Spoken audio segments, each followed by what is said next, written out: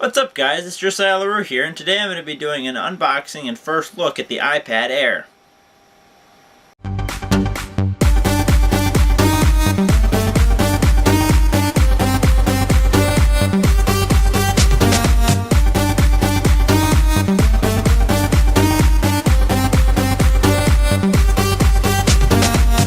So today I'm going to be unboxing an iPad Air from Apple.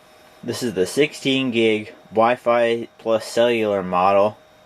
It is in black and space gray. So yeah, let's get started. So as you can see here, here is the box that we received from Apple.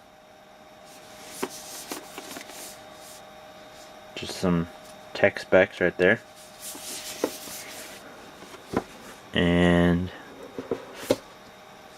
opening it up, and there's that beautiful iPad. Inside, set that aside, we have the normal little Apple brochure with a getting started guide for your iPad Air right there, some legal info, and that's about it. They also tell you right there on how to eject your SIM card slot for your cellular card. The USB to Lightning cable to charge your device in any power source that has a USB port, and a 10-watt power to USB adapter so that you can charge your iPad from the wall very quickly. So yeah, as you can see here, the beautiful, slim, and sexy iPad Air. The newest iPad from Apple. Hey look, there's Siri. So let's start off with an overview. For the first time ever, the iPad has dual speakers, thus providing a little bit better sound than all its previous generations. Also, for the second iPad generation in a row, the iPad Air now has the Lightning connector, which is a lot better dock connector than the old one was, as it allows you to plug it in any direction. It's smaller and just easier to work with. Moving around to the left, we see no ports. Moving around to the top, there's that 3.5mm audio jack, microphone in and audio out, as well as the power button. We're on to the right side here. We have the mute or orientation lock switch, as well as volume up, volume down. And there's your cellular slot for whatever SIM card you want from your prospective GSM carrier. On the front, we have the 1.2 megapixel HD FaceTime camera. On the back, we have the 5 megapixel 1080p HD video shooting camera, along with dual mics right there and there. The black strip on top, for those of you who don't know, is for Wi-Fi and cellular reception to get better reception into the device than trying to go through the hard metal case back. So today we're going to be talking about the iPad Air. The tech company I work for recently purchased an iPad Air, and I just knew that I had to do an unboxing for you guys. So here it is.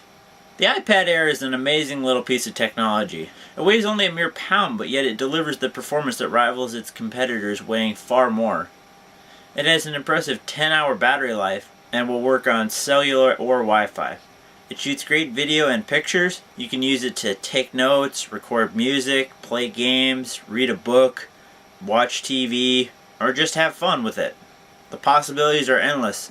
There are thousands of apps available for it on the App Store. As I've said in some of my previous videos, I am a big Apple fan and totally recommend Apple's products. Having used the iPad Air for a while, I can definitely say that this machine is amazing. Not only does it weigh hardly anything, but it's also extremely powerful, and it just fits into my lifestyle, being as I can whip it out, have a larger screen to watch a movie or read a book. It's lightweight, it's comfortable, it's easy to use, and I thoroughly enjoy using it. So let's go over some tech specs. The iPad Air comes in two different color models, the space gray / black and the silver / white model. It also comes in four different storage sizes, 16, 32, 64, and a whopping 128.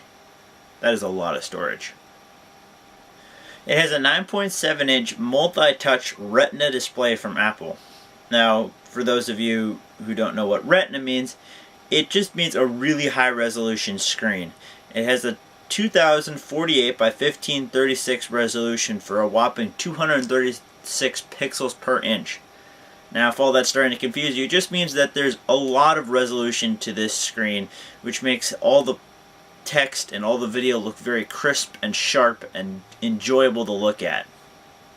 It is powered by Apple's new custom A7 processor chip, which it was the first in the mobile market to introduce the 64-bit architecture. It also has the M7 coprocessor, which as of right now it does not have much use, but we're looking forward to new uses for it as it allows the iPad to better track your motion, which is great for exercising, etc. For communications, it has dual band 2.4 and 5 GHz Wi-Fi in A, B, G, and N.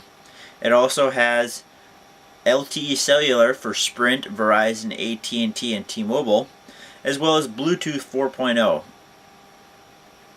The advantage of Bluetooth 4.0 is that it allows a better Bluetooth connection while consuming far less power than previous standards.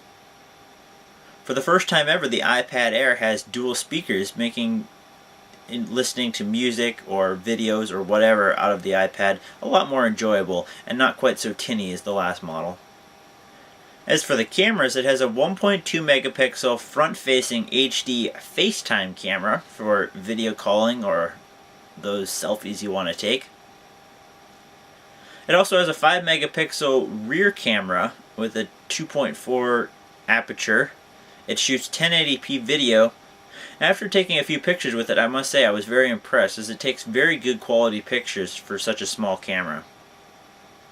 The iPad Air is the second iPad to be connected with the new Lightning connector from Apple.